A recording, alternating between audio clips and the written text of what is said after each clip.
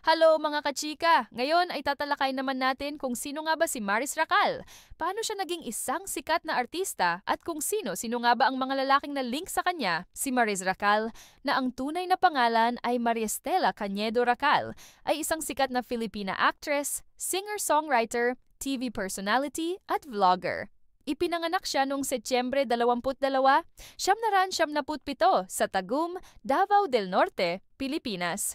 Nagsimula ang kanyang karera noong 2014 nang sumali siya sa Pinoy Big Brother, All In, kung saan siya nakakuha ng pangalawang pwesto. Dahil dito, nakilala siya ng maraming tao at naging isang sikat na artista. Nag-aral siya sa St. Mary's College sa Tagum City at nagtapos ng high school.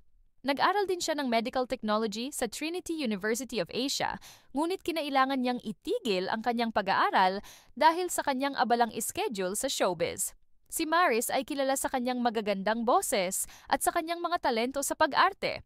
Naglabas na siya ng mga kanta at album at nagkaroon na rin siya ng mga solo concert. Mayroon din siyang maraming mga palabas sa telebisyon at mga pelikula.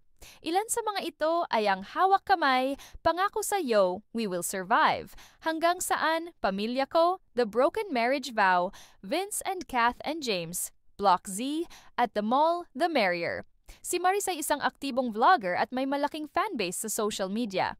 Marami siyang mga tagahanga na sumusuporta sa kanyang karera.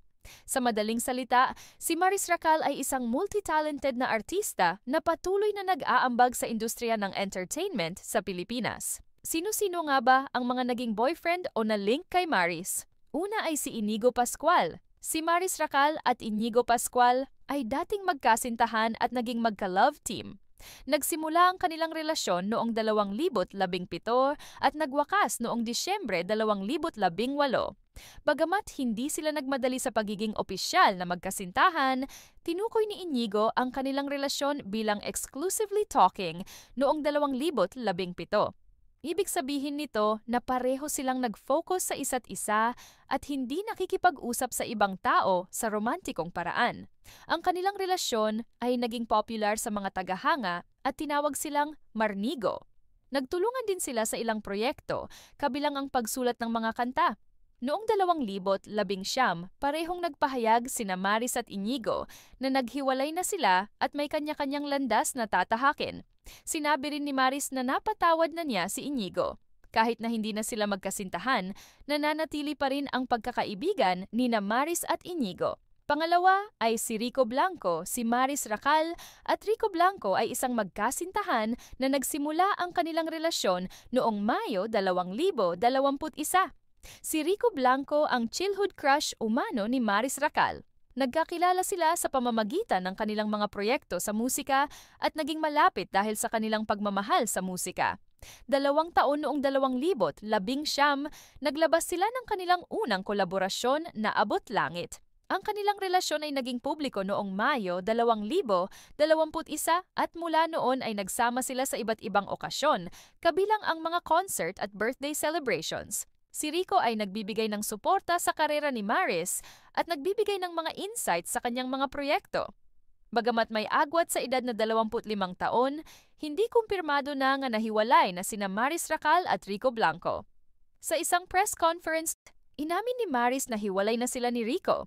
Sinabi niya na ang kanilang paghihiwalay ay very difficult but a very polite separation at patuloy pa rin ang pagmamahalan at pag-unawa nila sa isa't isa.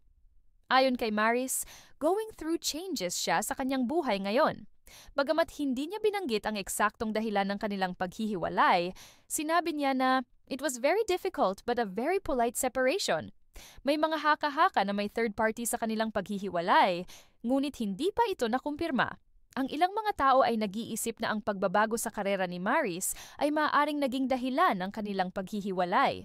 Sa kabila ng kanilang paghihiwalay, sinabi ni Maris na si Rico ay one of a kind at patuloy pa rin ang pagmamahal at pag-unawa nila sa isa't isa. Ito naging hadlang sa kanilang relasyon. At ngayon ay na-link naman si Maris Racal kay Anthony Jennings. Ang relasyon ni Maris Racal at Anthony Jennings ay naging sentro ng kontrobersya matapos ilantad ng dating kasintahan ni Anthony na si Jamela Villanueva ang umano'y pagtataksil ng aktor kay Maris. Sa kanyang mga post sa Instagram, ipinakita ni Jamela ang mga screenshot ng umano'y mga pag-uusap nina Anthony at Maris na nagpapakita ng pagiging malapit nila. Ayon kay Jamela, nagsimula ang kanilang relasyon ni Anthony noong Hunyo, ngunit nagkaroon ng problema dahil sa pagiging malapit ni Anthony kay Maris. Si Maris naman ay naglabas ng pahayag na nagsasabing ang kanyang relasyon kay Rico Blanco ay ang pangunahing dahilan ng kanilang paghihiwalay at itinanggi ang anumang romantikong relasyon kay Anthony. Samantala, inamin ni Anthony na may mga pagkukulang siya sa kanyang relasyon kay Jamela at sinabing sila ay naghiwalay na ilang buwan na ang nakalilipas. Ang kontrobersya ay nagdulot ng malaking pag-uusap sa social media at marami ang nagbigay ng kanilang mga opinyon tungkol sa nangyari. Ang mga tagahanga ay nagtatanong kung ano ang tunay na nangyari at kung ano ang magiging epekto nito sa mga karera ni Maris at Anthony. Sa ngayon, hindi pa malinaw kung ano ang tunay na nangyari sa pagitan ni Maris, Anthony at Jamela.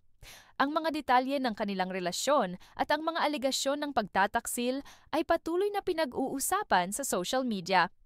At yun na nga mga kachika, sa tingin nyo, ano ang masasabi ninyo sa naging kontrobersya ngayon na kinakaharap ni Maris Racal? Comment down below and please subscribe and like. Thank you and God bless.